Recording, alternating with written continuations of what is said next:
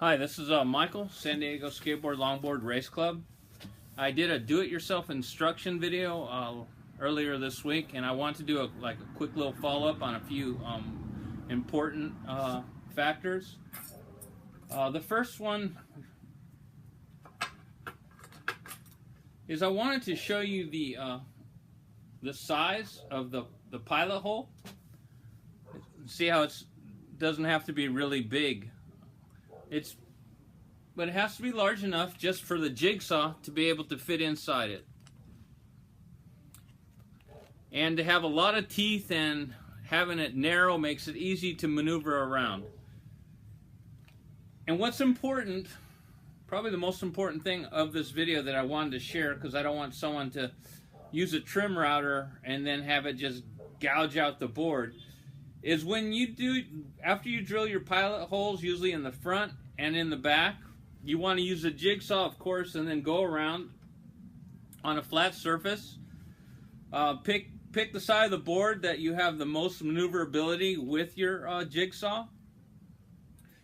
And what's important to know is if you have to make a couple of passes after you cut out the big bulk piece, do so. Because when you use your trim router, it's important that you have as little as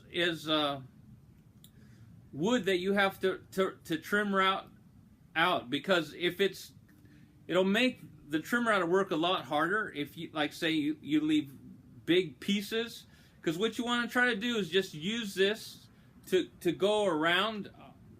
Well, here's a template, and what you're going to do is you want it to get a router bit that's got the bearing on top, and the bearing's going to actually run on the inside right here.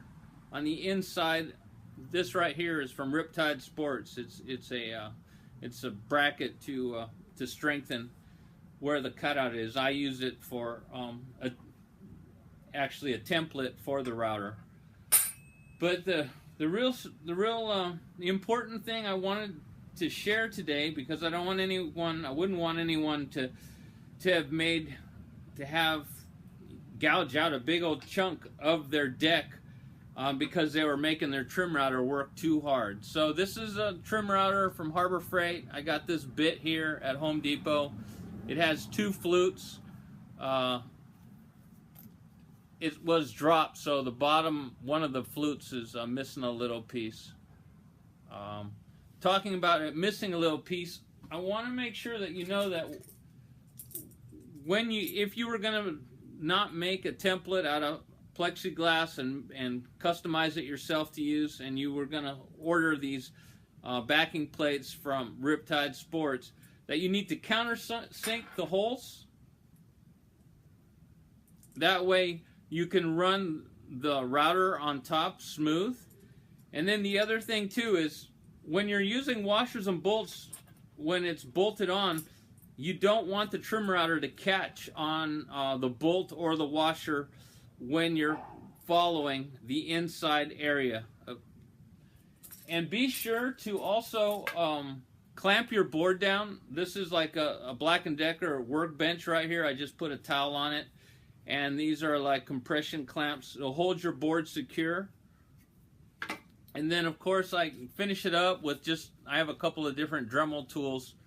And, but yeah, that's probably the most important thing I wanted to share today, is the fact, again, I'll repeat myself, is that you want to try to get as much of the cutout area removed, so that when you actually run your trim router, it has the least amount of resistance, because it only has a 1/4 inch or something to clean out. And when you're using your jigsaw, make sure that you're on a smooth surface, and if you're on a kick, because if you are too close to an edge and you get an angle, then you're going to cut into the part of the deck that you don't want to modify. All right, and to finish up, make sure that you decide where you want your position of your truck mounting, because if you have multiple holes here, it'll interfere with the area of clearance that you need for the truck to pivot. That's the wider part right here. So make sure you get your wheelbase, because if you only have one set of mounting holes, it's pretty easy to maneuver so that you can either have the area of clearance right here. The area of clearance could either be more forward or it could be farther back, and